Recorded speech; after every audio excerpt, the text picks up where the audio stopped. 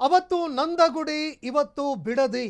ಅವತ್ತು H K Patil ಅವರು, ಇವತ್ತು ಎಚ್ ಡಿ ಕುಮಾರಸ್ವಾಮಿ ಅವರು. ಬೆಂಗಳೂರು ಸುತ್ತಮುತ್ತ ಮತ್ತೆ ಭೂಸ್ವಾಧೀನದ ವಿವಾದ ಬೆಳಕಿಗೆ ಬರ್ತಾ ಇದೆ.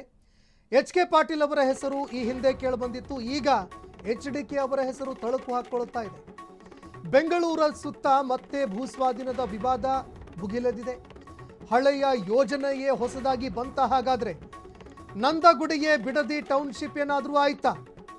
ಸಾವಿರಾರು ಎಕರೆ ಕೃಷಿ ಭೂಮಿಗೆ ಮತ್ತೆ ಕುತ್ತು ಏನಾದರೂ ಬರ್ತಾ ಇದೆಯಾ? ಬದಲಾಗಿರುವ ಕಾಲಘಟ್ಟದಲ್ಲಿ ರಾಜಕೀಯ ನಿಲುವುಗಳು ಬದಲಾಗಿದ್ದಾವೆ. 2006ರಲ್ಲಿ ಎಚ್ ಡಿ ಕುಮಾರಸ್ವಾಮಿ ನೇತೃತ್ವದ ಸರ್ಕಾರ 2020 ಸರ್ಕಾರ ನಂದಗುಡಿ ಬಿಡದಿ ಸುತ್ತ ಭೂಮಿ ವಶಕ್ಕೆ ಯತ್ನ ಮಾಡಿತ್ತು. 5040 ಎಕರೆ ರೈತರ ಭೂಮಿ ವಶಕ್ಕೆ ಪಡ್ಕೊಳ್ಳೋದಕ್ಕೆ ಯತ್ನ ನಡೆದಿತ್ತು. ವಿರೋಧ ಪಕ್ಷದ ನಾಯಕರಾಗಿದ್ದ ಎಚ್ ಕೆ ಪಾಟೀಲ್ ಅವರು ಆಗ ತೀವ್ರವಾಗಿ ವಿರೋಧ ವ್ಯಕ್ತಪಡಿಸಿದ್ರು. ಇದು ಸರಿಯಲ್ಲ, ರೈತರ ಫಲವತ್ತಾಗಿರುವಂತಹ ಭೂಮಿ ಇದು, ಇದನ್ನ ವಶಪಡಿಸಿಕೊಳ್ಳೋದು ಸರಿಯಲ್ಲ ಅಂತ ಆಕ್ರೋಶ ಹೊರಹಾಕಿದ್ರು.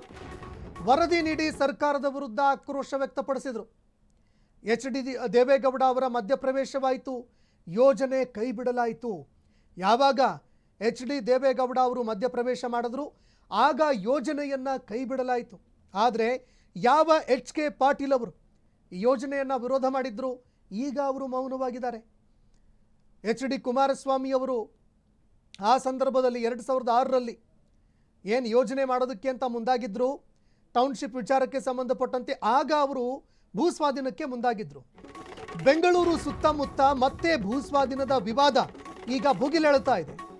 ಸಾವಿರಾರು ಎಕರೆ ಕೃಷಿ ಭೂಮಿಗೆ ಈ ಯೋಜನೆ ಕಂಟಕ ತರ್ತಾ ಇದೆ. ಹೊಸ ಬಿಡದಿ ಟೌನ್ಶಿಪ್ ಯೋಜನೆ ಕಂಟಕ ತರ್ತಾ ಇದೆ. ಬದಲಾಗಿರೋ ಕಾಲಘಟ್ಟದಲ್ಲಿ ರಾಜಕಾರಣಿಗಳ ದ್ವಿಮುಖ ನೀತಿ. 2006ರಲ್ಲಿ ಭೂಮಿಯನ್ನ ವಶಕ್ಕೆ ಪಡ್ಕೊಳ್ಳೋದಕ್ಕೆ ಎಚ್ ಡಿ ಕೆ ಸರ್ಕಾರ ಮುಂದಾಗಿತ್ತು. 5040 ಎಕರೆ ರೈತರ ಭೂಮಿ ವಶ ಪಡ್ಕೊಳ್ಳೋದಕ್ಕೆ ಮುಂದಾಗಿತ್ತು. ಅವತ್ತು ನಂದಗುಡಿ ಯೋಜನೆಗೆ ತೀವ್ರ ವಿರೋಧ ಮಾಡಿದ್ರು. ಸರ್ಕಾರದ ವಿರುದ್ಧ ಸಿಡಿದೆದ್ದು ವರದಿಯನ್ನ ಕೊಟ್ಟಿದ್ರು ಎಚ್ ಕೆ ಪಾಟೀಲ್ ಅವರು. ಎಚ್ ಕೆ ಪಾಟೀಲ್ ಅವರು ಅಂದಿನ ವಿಪಕ್ಷ ನಾಯಕರಾಗಿ ಒಂದು ವರದಿಯನ್ನು ಕೂಡ ಕೊಟ್ಟಿದ್ರು. ಸುಪ್ರೀಂ ಕೋರ್ಟ್ ತೀರ್ಪಿನ ಸ್ಪಷ್ಟ ಉಲ್ಲಂಘನೆ ಅಂತ ವರದಿಯನ್ನೇ ಕೊಟ್ಟಿದ್ರು. ಭೂಮಿ ಸ್ವಾಧೀನ ಪ್ರಕ್ರಿಯೆ ಉಲ್ಲಂಘನೆ ಮಾಡ್ತಾ ಇದ್ದೀರಿ ನೀವು. ITBT ಹೆಸರಲ್ಲಿ ಬೇನಾಮಿ ಕಂಪನಿಗಳಿಗೆ ಜಮೀನು ಕೊಡ್ತಾ ಇದ್ದೀರಿ. 8 ರಿಂದ 30 ದಿನಗಳಲ್ಲಿ ಕಂಪನಿಗಳು ಹುಟ್ಟುಕೊಂಡಿತ್ತು. ಹೀಗಾಗಿ ಬೇನಾಮಿ ಕಂಪನಿಗಳು 4 ಕಂಪನಿಗಳಿಗೆ 5000 ಎಕರೆ ಭೂಮಿಯನ್ನ ಕೊಡ್ತಾ ಇದ್ದೀರಿ. ಉಳುವವರ ಊರುಗೋಲು ಕಿತ್ತುಕೊಳ್ಳುವವರಿಗೆ ನೀಡುವ ಯತ್ನವನ್ನ ಮಾಡ್ತಾ ಇದ್ದೀರಿ. ಹೀಗಂತ ಅವತ್ತು ಎಚ್ ಕೆ ಪಾಟೀಲ್ ಅವರು ಗುಡುಗಿದ್ರು.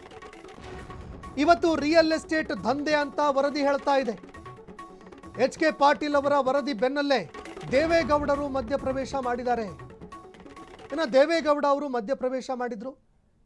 ಈಗ ಅವರು ಕೂಡ ಈ ಬಗ್ಗೆ ಆಕ್ರೋಶ ಹೊರಹಾಕ್ತಾ ಇದ್ದಾರೆ.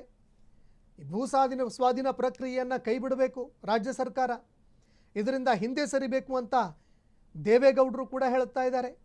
ನೋಡಿ, ಕುಮಾರಸ್ವಾಮಿ ಅವರು ಮಾಡಿದಂತಹ ಸಂದರ್ಭದಲ್ಲಿ ಎಚ್ ಕೆ ಪಾಟೀಲ್ ಅವರು ವಿರೋಧ ಮಾಡಿದ್ರು. ಈಗ ರಾಜ್ಯ ಸರ್ಕಾರ ಇದನ್ನು ಮಾಡೋದಕ್ಕೆ ಮುಂದಾಗ್ತಾ ಇದೆ. ಕುಮಾರಸ್ವಾಮಿ ಅವರು ವಿರೋಧ ಮಾಡ್ತಾ ಇದ್ದಾರೆ. 2006ರಲ್ಲಿ ಭೂಮಿ ವಶಕ್ಕೆ ಪಡ್ಕೊಳ್ಳೋದಕ್ಕೆ ಮುಂದಾಗಿದ್ರು ಸರ್ಕಾರ. 5040 ಎಕರೆ ಜಮೀನದು. ಅವತ್ತು ನಂದಗುಡಿ ಯೋಜನೆಗೆ ತೀವ್ರವಾಗಿ ವಿರೋಧ ವ್ಯಕ್ತಪಡಿಸಿದ್ರು.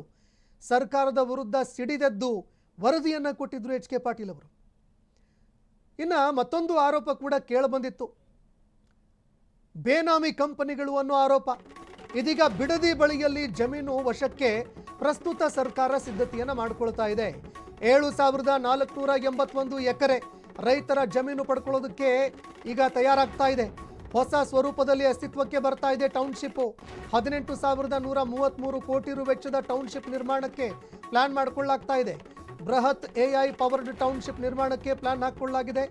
ಈ ಬಾರಿ ಸರ್ಕಾರದ ಬಿಡದಿ ಯೋಜನೆಗೆ ಎಚ್ ಡಿ ಕೆ ತೀವ್ರ ವಿರೋಧ ವ್ಯಕ್ತಪಡಿಸ್ತಾ ಇದ್ದಾರೆ. ಅವತ್ತು ಎಚ್ ಕೆ ಪಾಟೀಲ್ ಕೇಳಿದ್ದ ಪ್ರಶ್ನೆಗಳನ್ನೇ ಇವತ್ತು ಎಚ್ ಡಿ ಕುಮಾರಸ್ವಾಮಿ ಅವರು ಕೇಳ್ತಾ ಇದ್ದಾರೆ. ಅವತ್ತು ವಿರೋಧ ಮಾಡಿದ್ದವರು ಇವತ್ತು ಜಾರಿ ಮಾಡ್ತಾ ಇದ್ದಾರಲ್ಲ, ಏನು ಕಾರಣ?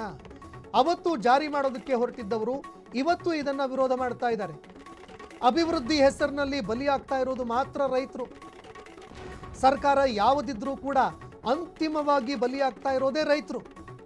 ಅಂತಿಮವಾಗಿ ಇಲ್ಲಿ ಬಲಿಯಾಗ್ತಾ ಇರೋದು, ಬಲಿಪಶುಗಳಾಗ್ತಾ ಇರುವಂಥದ್ದು ರೈತರು ರೀ.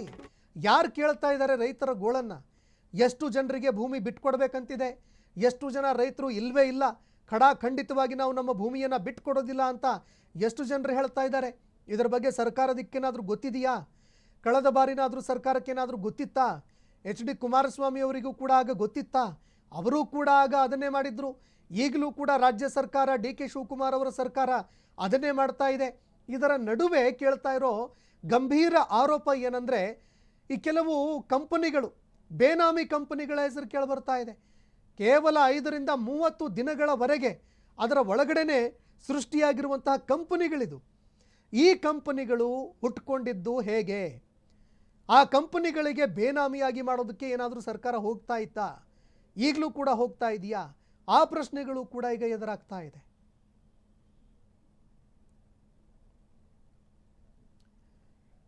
ಬಿಜೆಪಿಯಲ್ಲಿ ಕ್ರಾಸ್ ವೋಟಿಂಗ್ ಕಿಚ್ಚು ತೀವ್ರವಾಗಿ ಹಬ್ಬುತ್ತಾ ಇದೆ. ಈಗ ಈ ಕಿಚ್ಚು ಕಡಿಮೆನೇ ಆಗ್ತಾ ಇಲ್ಲ. ಅಡ್ಡ ಮತದಾನಕ್ಕೆ ತಲೆದಂಡ ಆಗತ್ತಾ ಲೀಡರ್ಸ್ಗಳ ಸ್ಥಾನ? ರಾಜ್ಯಾಧ್ಯಕ್ಷ ಮತ್ತು ವಿಪಕ್ಷ ನಾಯಕರ ಬದಲಾವಣೆ ವಿಚಾರ ಚರ್ಚೆ ಆಗ್ತಾ ಇದೆ. ಆದರೆ ಅದಕ್ಕೆ ಸಂಬಂಧಪಟ್ಟಂತೆ ಅದು ನಿಮ್ಮ ಭ್ರಮೆ ರೀ, ಅದಕ್ಕೆಲ್ಲ ನಾನು ಉತ್ತರ ಕೊಡೋದಕ್ಕೆ ಹೋಗಲ್ಲ. ಬೆಂಗಳೂರಿನಲ್ಲಿ ವಿಪಕ್ಷ ನಾಯಕ ಆರ್ ಅಶೋಕ್ ಅವರು ಪ್ರತಿಕ್ರಿಯೆ ಕೊಟ್ಟಿದ್ದಾರೆ. ನಾವೇ ಕ್ರಮ ಕೈಗೊಳ್ಳುತ್ತೀವಿ ಅಂತ ಹೈಕಮಾಂಡ್ ಹೇಳಿದೆ. ಶಾಸಕರಾಗಿರುವ ಹಿನ್ನೆಲೆಯಲ್ಲಿ ಹೈಕಮಾಂಡ್ ಕ್ರಮ ಕೈಗೊಳ್ಳುತ್ತೆ. ನಾವು ಯಾವ ಶಾಸಕರ ಹೆಸರನ್ನು ಕೂಡ ಹೇಳ್ತಾ ಇಲ್ಲ, ಯಾವ ಶಾಸಕರ ಹೆಸರನ್ನು ಕೂಡ ನಮ್ಮ ಹೈಕಮಾಂಡ್ ಮುಂದೆ ಹೇಳಿಲ್ಲ. ಕ್ರಾಸ್ ವೋಟಿಂಗ್ ಬಗ್ಗೆ ಸದಾನಂದ ಗೌಡರಿಗೂ ಕೂಡ ಕೇಳಿದೆ, ಅವರು ಯಾರ ಹೆಸರನ್ನು ಕೂಡ ಹೇಳಿಲ್ಲ ಅಂತ ಆರ್ ಅಶೋಕ್ ಅವರು ಮಾತನಾಡಿದ್ದಾರೆ. ಹೀಗಿದ್ದಾಗ ಕ್ರಮ ಮತ್ತೊಂದು ಮಗದೊಂದು ಅಂತ ಚರ್ಚೆ ಮಾಡ್ತಾ ಇದ್ದೀರಲ್ಲ, ಇದೆಲ್ಲ ಬೋಗಸು, ಸುಳ್ಳು ಅಂತ ಆರ್ ಅಶೋಕ್ ಅವರು ತಿರುಗೇಟು ಕೊಟ್ಟಿದ್ದಾರೆ.